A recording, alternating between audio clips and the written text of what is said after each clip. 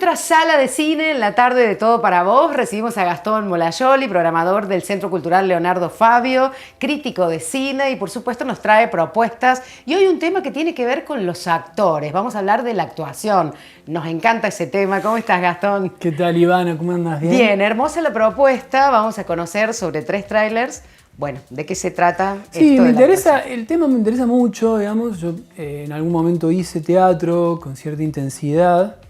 Y además lo que observo es que cuando se aborda este aspecto del cine, en general se cae en ciertos lugares comunes y hay una especie de estilo hegemónico de actuación sobre el que no se puede salir, digamos. Sí. De hecho, la mayoría de los festivales, ni hablar la Academia Norteamericana, suele premiar habitualmente un tipo de actuación, que es un tipo de actuación como muy intensa, una actuación a veces desbordada. De hecho hay como ciertos lugares comunes o ciertos chistes más que lugares comunes en torno a ese tipo de actuaciones que se dice, bueno, que las mujeres tienen que afearse para ganar un Oscar o los actores tienen que estar al límite, perder 20 kilos de peso, o sea...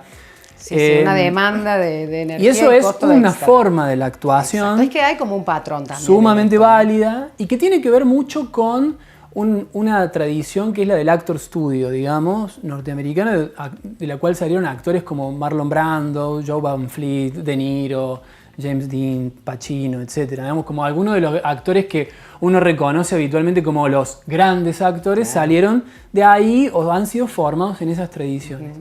A mí me interesa trabajar, y por eso traje como ejemplos, 3 tipos de actuación que, si bien en algunos casos pueden encontrarse con esta tradición que es como la hegemónica, no en todos los casos se inscriben muy claramente. En el primer caso, que es el que traje, un actor que no tiene nada que ver, estoy hablando de Bill Murray, que aquí lo vemos en pantalla, en una de las tantas películas en que ha interpretado a personajes lacónicos, inexpresivos, de mirada pétrea, como lo vemos aquí en estas escenas.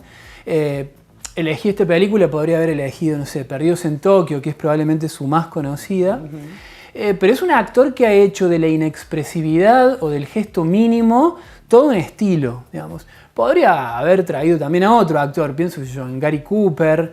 En el caso de las actrices es más difícil encontrar, porque se suele pedir de las mujeres otro tipo de expresividad, ¿no?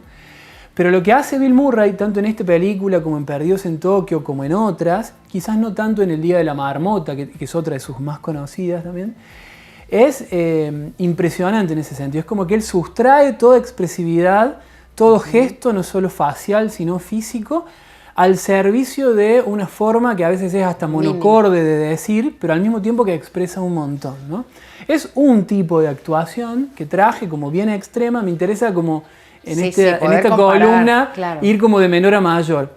El segundo ejemplo que traje no es norteamericano, es una actriz que en el caso de esta película es una película francesa. Estoy hablando de Charlotte Rampling, una actriz de origen inglés, que en esta ocasión lo que hace es interpretar a una mujer que acaba de perder a su marido, que se internó en el mar para nadar y desapareció. Lo que hace ella a lo largo de la película es de algún modo como negar esa ausencia. Ella siente que en algún momento va a reaparecer su marido. Empieza a aparecer como la pregunta en torno a si el marido se suicidó, o si fue un accidente, o si no se metió al mar, si se fue a otro lado y demás. Claro. Pero lo que hace en algunos momentos, por ejemplo este momento en que está en una clase leyendo un fragmento de una novela que le interesa mucho, es impresionante, digamos, porque son esas actrices como también muy mínimas, al estilo de Meryl Streep, digamos, ¿no? Podría haber elegido Meryl Streep, pero me interesaba por ahí traerla, que no es quizás tan conocida como Meryl Streep. Pero son esos actores o actrices como muy mínimos, pero que al mismo tiempo, cuando tienen que explotar, explotan. Por ejemplo, ahí, ¿no? Con esa mirada en donde de repente la vimos desde un lugar como muy grácil, muy plácido, y de repente notamos como esa incomodidad, que ella empieza como a titubear en la lectura, pero hay un montón de recursos puestos ahí que son en buena medida producto de que estamos frente a una actriz de una formación, hasta te diría académica, que se puede mover con mucha facilidad entre el teatro y el cine, claro, ¿no? Porque son esas actrices que uno ve y dice, bueno, esta actriz en el teatro también debe funcionar muy claro, bien, ¿no? Es el caso, pienso en Argentina, como el de Erika Rivas, ¿no? Uno la ve en teatro y la rompe, la ve en televisión y la rompe, y la ve en cine y la rompe, ¿no? Pero ese pasaje no siempre es así, tan sencillo. Julio Chávez para mí es un gran actor de teatro, y quizás en cine y televisión, a mí por lo menos en lo personal me parece un poco sobreactuado. Claro.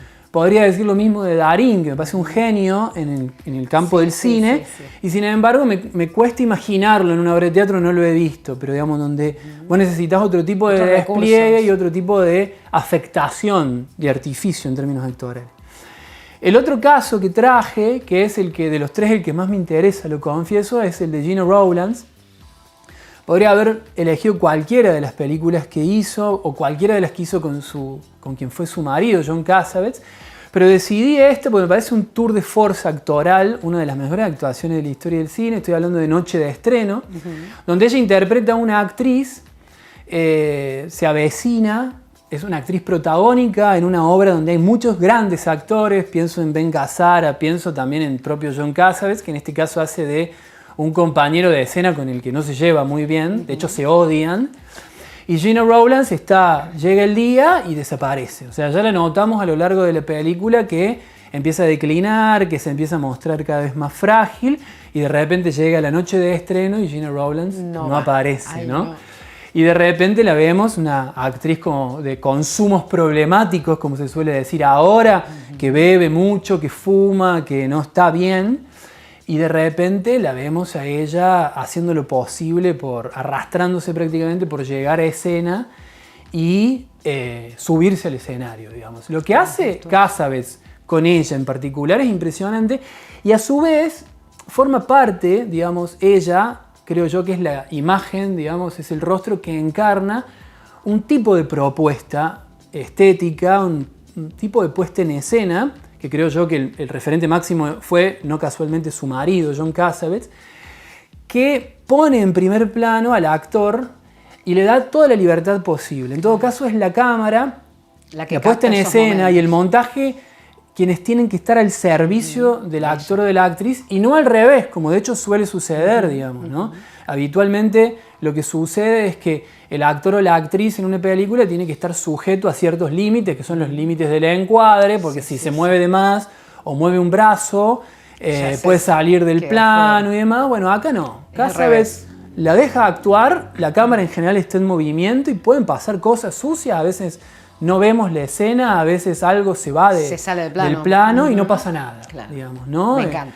Es como, bueno, ahí la vemos, ¿no? En ese estado, es como falleció este año, por eso me parecía también, incluso a modo de homenaje, cerrar esta columna breve con ella, porque lo que sucede, incluso cuando ella sube a escena, es así, casi sublime, me atrevería a decir. Qué maravilla. Son tres tipos de actuación bien distintas, que a su vez piden del cineasta, del director, digamos, un conjunto de decisiones estéticas distintas para poder tomar ese gesto, ese accionar y ese performance, ¿no? Y prácticamente la elección de este tipo de actuaciones define también a lo que es la película, ¿no? Porque en general define, como vos bien decís, las tomas, los planos y quién está a servicio de quién, ¿no? Es hermoso poder comprender esta parte también del cine, que como vos bien decís, son tantas cosas que se fusionan para un producto final, que bueno, poder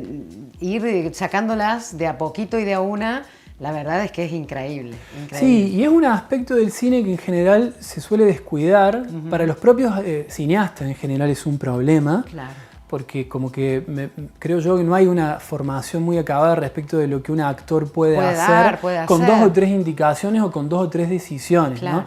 Hay una idea que es como también un lugar común de Hitchcock, que él decía, los actores son ganados, tienen que moverse dentro de los límites o sea, por supuesto es una opinión sumamente despectiva hacia el trabajo actoral. Al servicio.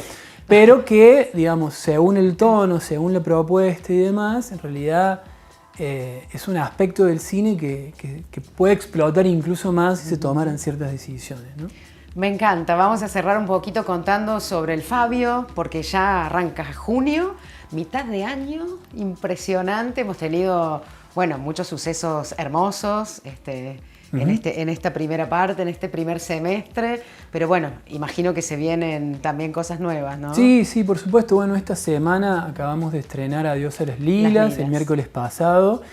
Una película que fue filmada parcialmente en Río Cuarto, dirigida por Hugo Curleto, estuvo presente en la sala, la verdad que estuvo hermoso.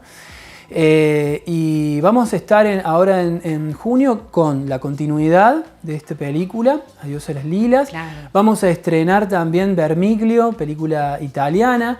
Estos primeros días de junio va a estar todavía en cartelera Misericordia, para mí la gran película del año hasta ahora, de Alain Guiraudier. Y después vamos a estar con una semana precisamente dedicada a Alfred Hitchcock, ahí en el Fabio, con 8 de sus películas quizás más conocidas. En 2 o 3 casos no tanto. Después vamos a estar con el Focus, que es un evento que organiza principalmente Polo Audiovisual, dedicado al fomento del audiovisual en un sentido bien amplio, con 2 películas, una esquinografía dedicada a la vida y obra de Quino, el creador de, entre otros personajes emblemáticos, el de Mafalda, ¿no? Y después La Niebla, de Martín Sapia. En ambos casos van a estar los directores presentes, tanto Mariano Donoso como Martín Sapia.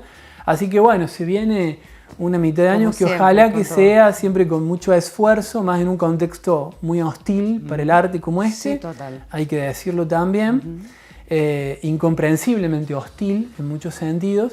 Así que bueno, ahí estamos. Resistiendo. Resistiendo y tratando de proponer. Bueno, esa es la idea, también la idea es que la gente se sume a la pantalla grande, siempre lo decimos. Está bueno que recordemos los horarios, Gastón, porque por ahí la gente, puede buscar en Instagram, llegarse obviamente al Fabio, pero bueno, más o menos los horarios son siempre similares. En general más o menos hay un horario a la tardecita, que varía por supuesto según la duración de las películas que estamos proyectando, pero entre las 6 y las 7 de la tarde habitualmente arranca la primera proyección y la segunda arranca habitualmente 20:30, 21.